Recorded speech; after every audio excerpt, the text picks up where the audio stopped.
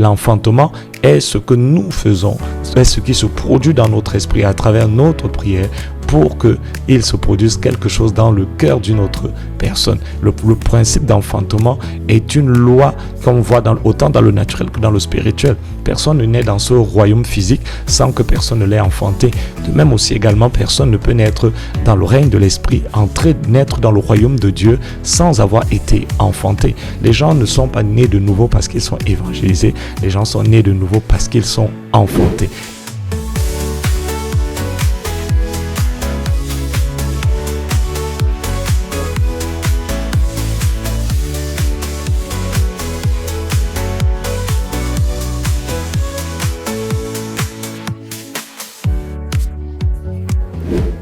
Amen.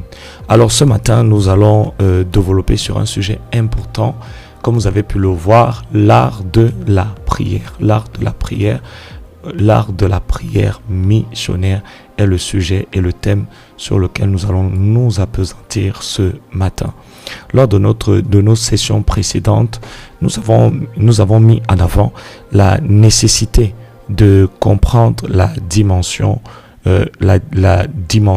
légale de la prière, c'est-à-dire la nécessité de comprendre les principes de la prière, le fait que la prière est un acte légal. Lorsque nous prions pour légiférer des lois qui sont liées à la justice de Dieu, à la juridiction de l'esprit. Alors nous devons comprendre que la prière, la prière n'est pas un acte religieux, la prière est un acte légal et la prière est liée à la manière dont nous comprenons la justice de Dieu et la manière dont nous mettons en avant les principes de Dieu, le principe de la justice de Dieu. Donc lorsque nous prions, si nous voulons prier de manière effective, nous devons d'abord redéfinir le concept de prière et comprendre que la prière n'est pas une chose que nous faisons de manière religieuse. La prière est une réalité spirituelle, c'est une réalité légale. Lorsque nous prions, pour que notre prière puisse avoir un certain impact, nous devons être conscients du fait que la prière doit avoir un statut légal, c'est-à-dire qu'elle doit être basée sur les lois et les principes du royaume de Dieu, parce que le royaume de Dieu est un royaume qui fonctionne par des clés, et ces clés sont liées à la justice et aux lois de Dieu. Alors, aujourd'hui, nous allons voir ensemble l'art de la prière, mais l'art de la prière missionnaire, c'est le sous-thème que nous allons développer par ce moment. Donc, parmi les différents objectifs que nous avons ce matin, nous allons mettre en évidence la dimension missiologique de la prière. Nous allons voir, notre objectif, c'est former des intercesseurs capables d'enfanter spirituellement les âmes dans la prière. Nous en parlerons aussi également. Le troisième objectif, c'est de montrer le rôle du Saint-Esprit dans la conviction des cœurs et comment la prière la rend active. Le quatrième objectif, c'est de prévenir les conversions superficielles en enseignant l'importance de l'enfantement spirituel. Et finalement, notre cinquième objectif, c'est de vous offrir un modèle biblique au sujet de la prière. Un modèle biblique au sujet de la prière. Alors, si on a bien compris cela, nous allons voir les principes qui nous permettent de pouvoir prier pour la mission. Les principes qui nous permettent de pouvoir prier pour la mission. Comment prier pour la mission? Quels sont les types de prières que nous devons faire lorsque nous voulons prier pour la mission, pour l'évangélisation, pour le salut de nos familles? Comment nous devons prier? Quels sont les types de prières que nous devons faire? Quels sont les différents sujets de prière que nous devons élever afin de rendre nos prières effectives? Donc, nous allons voir ensemble 5 faits ou 5 vérités fondamentales sur la prière et le salut des âmes. Le premier fait, c'est que la prière ne remplace pas l'évangélisation, mais elle prépare les cœurs pour l'évangélisation. La prière ne remplace pas l'évangélisation, mais elle prépare les cœurs pour l'évangélisation. On pourrait se dire que si on prie déjà pour une personne, pour son salut, elle n'a pas besoin d'évangélisation. Non, la Bible dit dans Romains chapitre 1, versets 16 à 18 que l'évangile est la puissance de Dieu pour le salut de celui qui croit. Donc nous devons évangéliser. La prière ne va pas remplacer l'évangélisation, mais la prière va favoriser l'évangélisation. La prière va rendre effective l'évangélisation. Donc nous devons prier. Nous devons prier, mais nous devons s'évangéliser. Tout comme nous devons évangéliser et prier. L'évangélisation ne peut pas remplacer la prière, tout comme la prière ne peut pas remplacer l'évangélisation. Le deuxième fait est que la nouvelle naissance est la résultante de la prière d'enfantement. La nouvelle naissance est la résultante de la prière d'enfantement. Il ne peut pas y avoir d'enfantement sans de nouvelle naissance, là où il n'y a pas eu préalablement la prière. Le troisième fait, c'est que l'enfantement doit précéder l'évangélisation pour que l'évangélisation soit fructueuse. L'enfantement doit précéder l'évangélisation pour que l'évangélisation soit fructueuse. On voit de moins en moins de personnes réellement nées de nouveau aujourd'hui dans nos églises. Pourquoi? Parce que nous avons tendance à nous dire que le plus important, c'est l'évangélisation, c'est de parler du Seigneur, c'est de faire les conférences et tout ceci. Ce n'est pas mauvais, mais dans le contexte de la mission, dans le contexte de l'évangélisation, la prière d'enfantement, on va donner cette précision, ne peut pas être remplacée par l'évangélisation. Chacune de ces réalités a son rôle et a son importance. Alors, fait numéro 4, l'évangélisation sans l'enfantement produira des conversions superficielles. L'évangélisation sans l'enfantement va produire des conversions superficielles ou contrefaites. Ce n'est pas parce qu'une personne va répéter la prière du salut, entre guillemets, qu'elle va être sauvée. Parce que ce n'est pas au moment où une personne reçoit l'évangile qu'en réalité sa naissance prend place. La naissance de chaque personne sauvée prend place à travers les entrailles de la prière d'enfantement. L'apôtre Paul va lui-même dire dans Hébreux chapitre 4 au verset 19, « Mes enfants, pour qui je souffre les douleurs de l'enfantement, pour que Christ soit formé en vous. » L'enfantement est ce que nous faisons, est ce qui se produit dans notre esprit à travers notre prière, pour qu'il se produise quelque chose dans le cœur d'une autre personne. Le principe d'enfantement est une loi qu'on voit autant dans le naturel que dans le spirituel. Personne ne naît dans ce royaume physique sans que personne ne l'ait enfanté. De même aussi également, personne ne peut naître dans le règne de l'esprit, naître dans le royaume de Dieu sans avoir été enfanté. Les gens ne sont pas nés de nouveau parce qu'ils sont évangélisés. Les gens sont nés de nouveau parce qu'ils sont enfantés. Et ça, c'est très important. Le cinquième fait, c'est que le cinquième fait est beaucoup plus une illustration et un exemple. Et nous avons cet exemple contemporain à travers Finney et le Père Nash. C'était l'un des duos les plus effectifs de leur temps et de leur génération. Et l'une des particularités de ce duo, c'était que Père Nash, qui était assisté par un homme de Abel Clary, était responsable de l'enfantement, de la supplication. Finney priait aussi également, mais Finney prêchait surtout. Finney avait une grande autorité. Leur Dieu a été efficace parce qu'il alliait un homme qui exerçait une autorité spirituelle par la prière et l'autre exerçait cette autorité par le ministère de la parole. Et le ministère de la prière était rendu effectif à travers Abel Clary et le Père Nash. Et le ministère de la parole était exercé par Finney.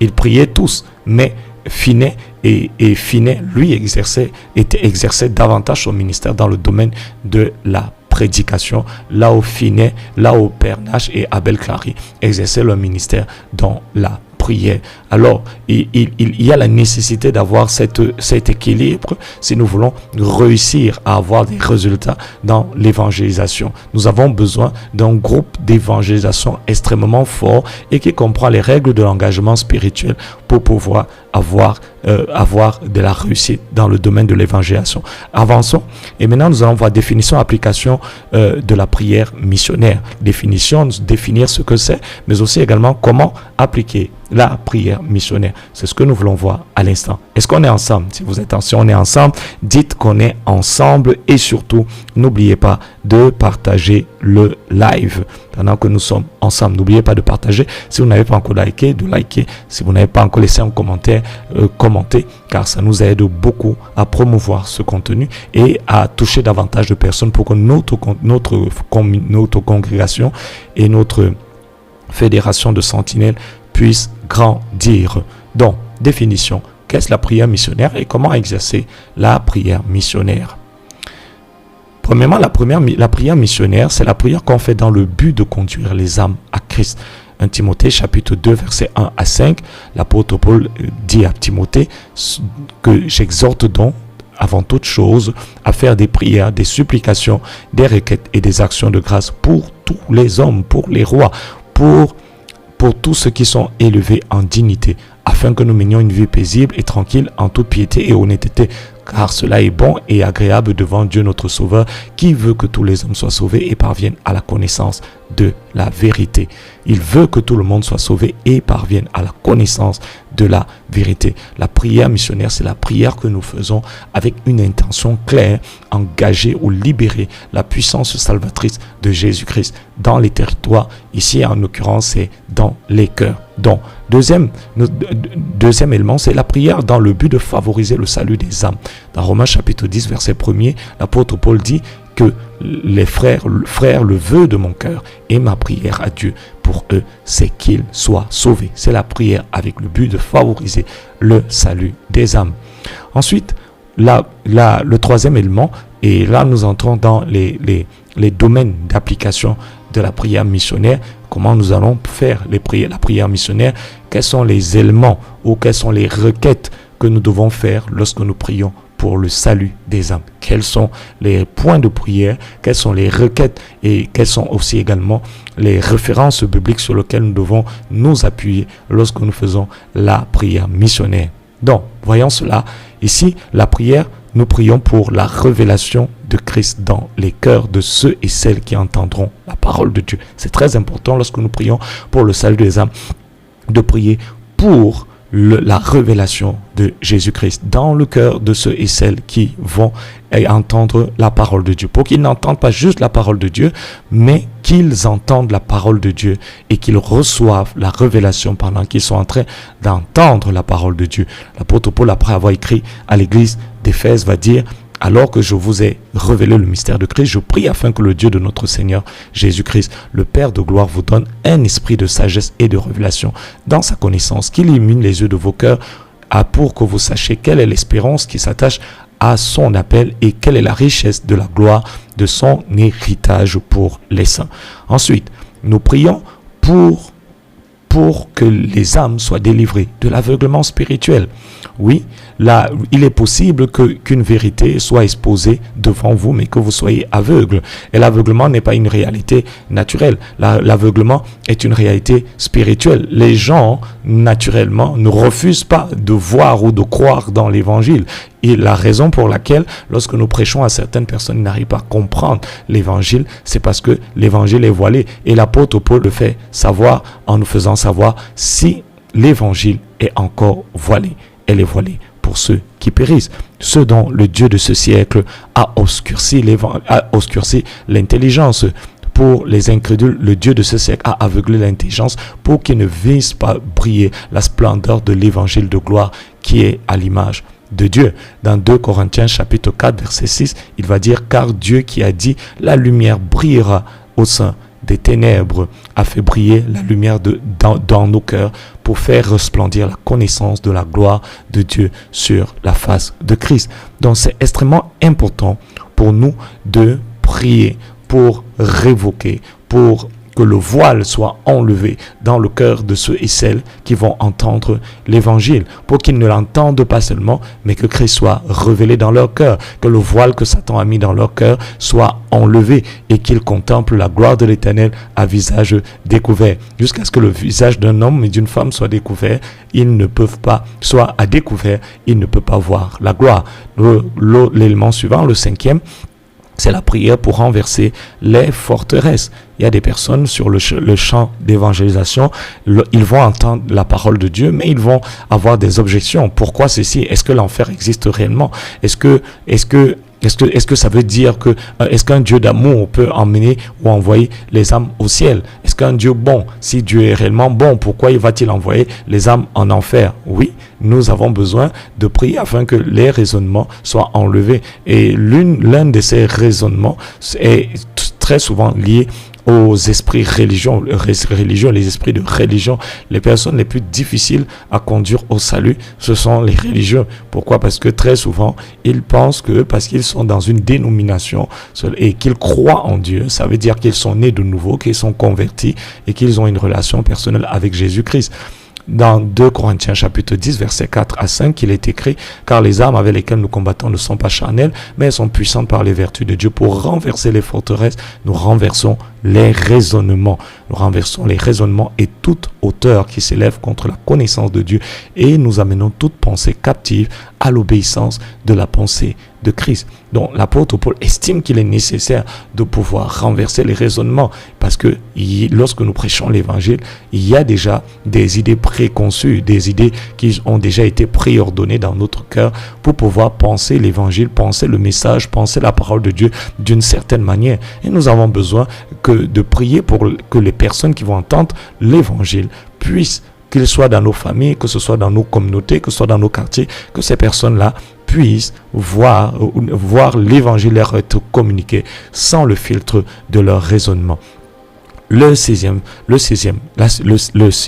principe, c'est la prière contre les principautés sataniques qui s'opposent à la percée de l'évangile. Nous devons prier contre les principautés sataniques qui s'opposent à l'évangile. L'apôtre Paul va citer dans Éphésiens chapitre 6, versets 12 à 13, car nous n'avons pas à lutter contre la chair et le sang, mais contre les dominations, les autorités, contre les princes de ce monde des ténèbres, contre les esprits méchants dans les lieux célestes. Et Jésus va dire lui-même de manière précise dans Matthieu chapitre 12 que on ne peut pas entrer dans la maison d'un homme fort, le piller sans l'avoir lié. Alors le salut des âmes dans un endroit bien précis va aussi également être affecté par la manière dont nous avons pu neutraliser les principautés qui gouverne ce territoire, qui gouverne cette région. Donc alors que nous prions pour que nos familles soient sauvées, pour que nos communautés soient sauvées, pour que les quartiers soient sauvés, pour que nos parents, nos enfants soient sauvés, il est aussi également important de lier pour pouvoir piller. Le salut, c'est piller. La salut est la preuve que nous avons pillé l'homme fort, que nous avons pillé l'homme fort. Mais pour piller l'homme fort, il faut d'abord lier l'homme fort. Et ça, c'est très important. La septième vérité, c'est la prière pour les portes ouvertes en faveur de l'évangélisation. Nous devons prier pour qu'il y ait des portes qui soient ouvertes en faveur de l'évangélisation. Dans Colossiens chapitre 4, verset 3 à 4, nous lisons: priez en même temps pour nous, afin que Dieu nous ouvre une porte pour la parole, en sorte que je puisse annoncer le mystère de Dieu pour lequel je suis dans les chaînes et le faire connaître comme je dois en parler. Nous devons prier pour que les portes soient ouvertes. L'apôtre Paul demande, il insiste, il dit: priez en même temps pour nous, afin que Dieu nous ouvre les portes pour la parole, en sorte que je puisse annoncer. L'apôtre Paul sait que si on arrive quelque part, mais les portes ne sont pas ouvertes, ou l'environnement est hostile, il ne nous sera pas possible d'être effectif dans cet endroit. Alors nous allons prier pour que dans nos familles, pour que dans nos communautés, dans nos quartiers, les portes soient ouvertes. Et nous avons une fondation biblique pour prier afin que les portes soient ouvertes. Alors, tu vas prier avec moi ce matin. Nous allons nous arrêter là un moment et nous allons prier ensemble. Seigneur, que les portes soient ouvertes. Que les portes soient ouvertes dans ma famille. Que les portes soient ouvertes dans mon quartier. Que les portes soient ouvertes dans ma région. Que les portes soient ouvertes, Seigneur, dans ma famille. Que les portes soient ouvertes dans ma ville. Afin que, Seigneur, tous ceux qui n'ont pas encore, Seigneur, eu l'opportunité de recevoir Jésus comme Seigneur et Sauveur dans leur vie, Seigneur, en ce temps et en cette saison, puissent recevoir l'évangile. Nous sommes en train de prier. Père, nous prions au nom de Jésus-Christ de Nazareth. Nous prions afin que ce matin, Seigneur, alors que nous sommes en ligne, nous nous accordons par le Saint-Esprit afin que toutes les personnes, Seigneur, qui n'ont pas encore eu l'opportunité de recevoir Jésus comme Seigneur et Sauveur, nous prions afin que tous les lieux où l'évangile est encore, Seigneur, fermé, nous prions afin que, Seigneur, ce matin, les portes soient ouvertes. Les portes soient ouvertes, Seigneur, dans nos gouvernements. Les portes soient ouvertes dans nos familles. Les portes soient ouvertes, Seigneur, dans nos quartiers, les portes soient ouvertes dans nos villes, afin que tous ceux, Seigneur, qui n'ont pas encore entendu l'évangile, tous les lieux où, Seigneur, l'évangile n'a pas encore été annoncé, Seigneur, nous prions afin que l'évangile, Seigneur, puisse être annoncé. Nous prions, Seigneur, afin que les portes commencent à s'ouvrir. Les portes commencent à s'ouvrir dans les commissariats. Les portes commencent à s'ouvrir à l'Assemblée nationale. Que, Seigneur, les cœurs commencent à être disposés à vouloir écouter le message de l'évangile,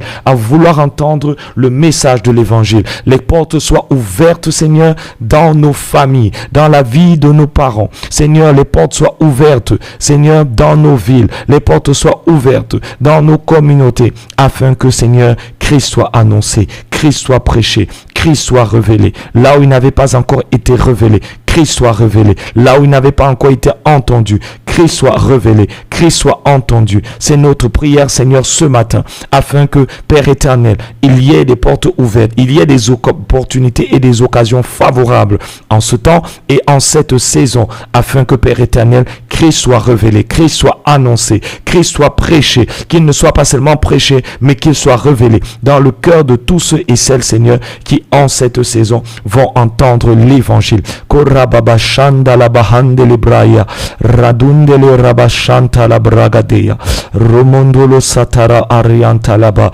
randolo shalamande le brei, ramando robrontara arabaya laba, rando shalamande le branda, rando shalamande le branda, librando robrondo sontor orientale ribra. Pradadarianto sopratalabaiandarabra ramandarabra ramandorobrorianta la zekatalαμanta le erregadia rando solomon delle brende arabaianta la sitaya radashanda la andala radia rabababahande le branda la satali indele brai rababandolo somprataraba radia gabahande le elebrai rasatala mandele brende le branda la banda la banya rabanda rama Mama Chanta la brando robroya. Merci Seigneur.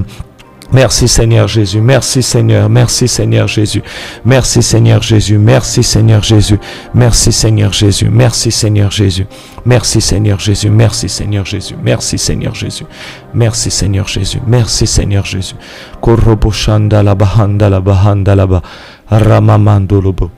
Oh rabashanta la ba. Voilà l'un des autres éléments pour lequel nous devons également prier afin que le salut soit manifesté dans nos familles, dans nos régions. C'est aussi également, nous devons prier pour la manifestation des signes et des prodiges. La Bible dit dans Actes des Apôtres chapitre 2 verset 19 à 20, je ferai paraître des prodiges en haut dans le ciel et des miracles en bas sur la terre, du sang, du feu et une vapeur de fumée. Le soleil se changera en ténèbres et la lune en sang avant l'arrivée du jour du Seigneur, de ce jour grand et glorieux. Actes des Apôtres chapitre 4 versets 29 à 30. Et maintenant Seigneur, vois leurs menaces et donne à tes serviteurs d'annoncer ta parole avec une pleine assurance en étendant ta main pour qu'il se fasse des guérisons, des prodiges et des miracles au nom de ton serviteur Jésus. Alors, c'est très important, frères et sœurs, de prier pour la manifestation des miracles. Jésus lui-même va dire dans Jean chapitre 4, si vous ne voyez pas de miracle, vous ne croirez pas. Dans certains environnements, l'esprit religieux est si fort, les raisonnements sont si forts qu'il faut une manifestation surnaturelle, il faut une dimension, une démonstration surnaturelle de la puissance de Dieu pour que les cœurs soient ouverts. Oui, les cœurs sont ouverts à travers l'enfantement. Oui, les cœurs sont ouverts à travers la prédication de l'évangile, mais les cœurs sont aussi également ouverts à travers les signes, les prodiges et les miracles. C'est pour ça que Jésus va dire dans Actes des Apôtres chapitre 1 verset 8 que vous recevrez une puissance, le Saint-Esprit survenant sur vous, afin que vous soyez mes témoins à Jérusalem, en Samarie et jusqu'aux extrémités de la terre. Dans certains cas, il faut qu'il y ait la démonstration de la puissance de Dieu pour que les âmes soient sauvées. Et ça doit être nos sujets de prière. Seigneur, manifeste des signes, des prodiges et des miracles dans nos familles, afin que, Seigneur, ils sachent que tu es Dieu, ils sachent que tu existes, ils sachent que tu as la puissance. Si tu as la puissance pour les guérir, si tu as la puissance pour les guérir, tu as aussi également la puissance pour les transformer. Si tu as la puissance, Seigneur,